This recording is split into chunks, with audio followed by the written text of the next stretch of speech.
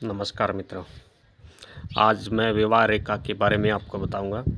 Video पूरा देखना। इसमें विवाह रेखा के बारे में एन बारीक से बारीक जानकारी आपको मैं दूंगा। तो यह रेखा कनिष्ठा के मूल व हृदय रेखा के बीच में हथेली के भीतरी भाग की ओर मुड़ी हुई हथेली के किनारों पर होती है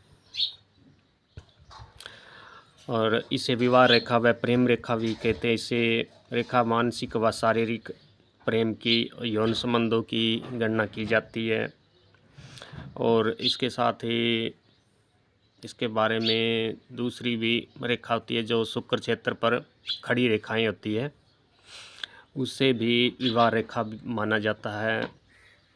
और मानसिक और शारीरिक रेखाएं भी इसे मानी जाती है। जितनी ये रेखाएं होती है उतनी पत्नियां या उपपत्नियां होती है, उतने ही प्रेम संबंध होते हैं।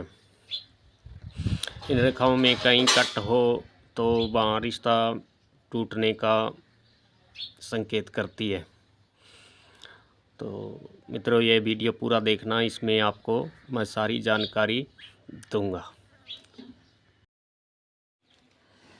मित्रों, ये हृदय रेखा, जीवन रेखा और मस्तिष्क रेखा, उसके ऊपर जो विवाह रेखा है, अगर विवाह रेखा थोड़ी सीधी होती हुई ऊपर की तरफ झुक जाए तो ऐसे जातक का अपनी जाति को छोड़कर दूसरी जाति की लड़की से प्रेम विवाह होता है। अंतर्जातीय विवाह, विजातीय विवाह होता है। ऐसे जातक की ये रेखाएं जितनी हो उतनी पत्नियां या प्रेमिका समझनी चाहिए। अगर जो रेखा बड़ी हो, प्रबल हो, गहरी हो, उससे संबंध स्थायी रहता है, अन्यथा दूसरा कुछ समय बाद टूट जाता है। जो गहरी और स्पष्ट लंबी रेखा हो उसकी इसी के साथ संबंध स्थायी रहता है। दूसरा, अन्यथा प्रेम शारीरिक या मानसिक को दर्शाती है। और जिस किसी के जातक में यह रेखा गहरी कम हो परंतु स्पष्ट दिखाई दे रही हो, उसे अक्षय यौवन स्वरूपा पत्नी या पति प्राप्त होता है। और जिसके यह रेखा गहरी हो, बड़ी हो, तो उसे परित्यागता या तलाकशुदा या परपुरुष से यौन संबंध बना चुकी पति या पत्नी का सूचक है।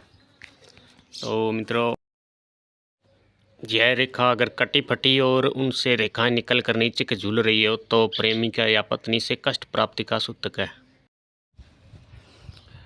अगर विवाह रेखा लंबी हो और उनसे दो रेखाएं निकलकर हृदय रेखाओं को छूती हो तो ऐसी रेखा वाले जातक का विवाह होते होते ही बीच में टूट जाता है और कारण होता है दूसरी की मृत्यु। और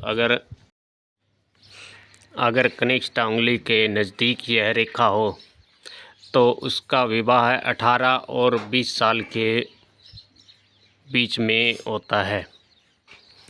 अगर यही रेखा कनिष्ठ और हृदय के सेंटर में हो तो उसका विवाह 25 और 30 के बीच में होता है। तो मित्रों, अगर यही रेखा हृदय रेखा के बिल्कुल नज़दीक हो तो ऐसे जातक का विवाह 35 साल से बाद में ही होता है। अगर यही रेखा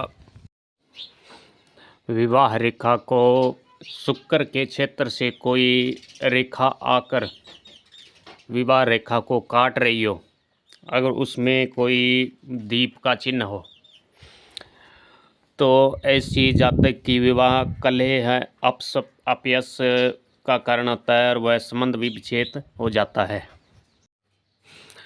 अगर भाग्य रेखा से कुछ क्षुद्र रेखाएं, बारीक पतली रेखाएं निकलकर हृदय रेखाओं को छूती हो तो ऐसा जातक का विवाह रेखा होते हुए भी विवाह नहीं हो पाता है।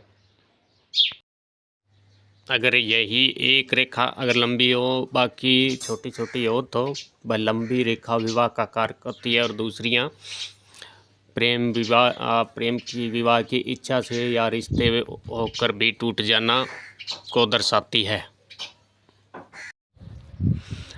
अगर यही विवाह रेखाएं एक से अधिक हो, सुंदर हो, स्पष्ट हो, कटी फटी न हो तो ऐसे जातक जितनी रेखाएं हैं उतनी ही पत्नियां या प्रेमिकाएं होती है और उनका निर्वाह भी सुखपूर्वक होता है। अगर यही रेखा मध्यम गहराई वाली हो तो पत्नी या पति चरित्र व मन के योग्य प्राप्त होता है।